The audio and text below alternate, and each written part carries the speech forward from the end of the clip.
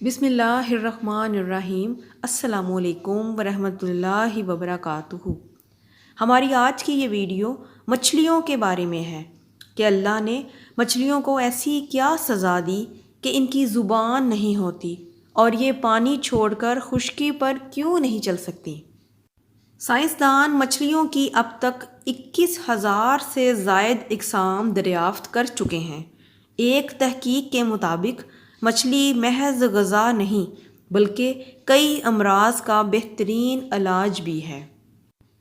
ایک روایت میں ہے کہ حضرت علی رضی اللہ عنہ کے پاس ایک شخص آیا اور کہنے لگا، یا علی، ہر جانور کے منہ میں زبان ہوتی ہے لیکن مچھلی کے منہ میں زبان کیوں نہیں، اور مچھلی پانی میں ہی کیوں رہتی ہے؟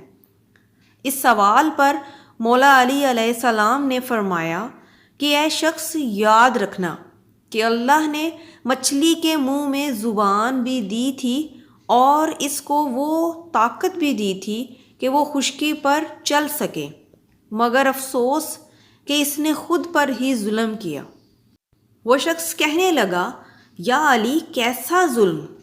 امام علی نے فرمایا کہ جب اللہ تعالیٰ نے حضرت آدم علیہ السلام کے اندر روح کو ڈالا اور یہ حکم دیا کہ ہر فرشتہ اس کو سجدہ کرے اور شیطان نے انکار کر دیا، اللہ کی نافرمانی کر کے یہ کہنے لگا کہ میں آگ سے بنا ہوں اور یہ تو مٹی کا بنا ہے، تو یوں شیطان کو اللہ نے اپنے دربار سے نکال دیا۔ وہ بدصورت بن کر جیسے ہی زمین پر گرا، حسد اور نفرت کے ساتھ چیخنے لگا اور زمین پر ہر کسی کو بتانے لگا کہ انسان اس زمین پر ظلم کرے گا۔ اس وقت مچھلیاں زمین پر بھی چلا کرتی تھیں اور پانی میں بھی رہا کرتی تھیں اور اس کے منہ میں زبان بھی ہوتی تھی۔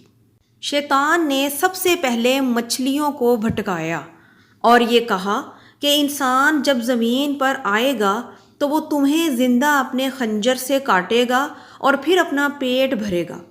مچھلی نے جب یہ سنا تو وہ سمندر میں ہر آبی مخلوق کو انسان کے خلاف کرنے لگی، تو پھر اللہ تعالیٰ نے مچھلی کے منہ سے زبان کو غائب کر دیا اور یہ حکم نافذ کیا کہ کوئی بھی انسان تمہیں زندہ نہیں کاٹے گا۔ تمہاری حد قدرت نے پانی تک محدود کر دی ہے، تم جب پانی سے جدا ہوگی تو خود ہی تڑپ تڑپ کر مرنے لگو گی۔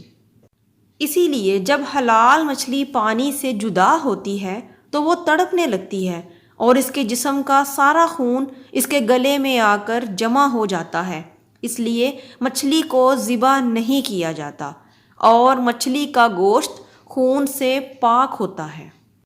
امید کرتی ہوں کہ آپ کو آج کی تاریخی اور اسلامی ویڈیو پسند آئی ہوگی۔ ویڈیو پسند آئے تو صدقہ جاریہ سمجھ کر اس کو شیئر ضرور کیا کریں اور میرے چینل کو سبسکرائب کر دیں۔ شکریہ۔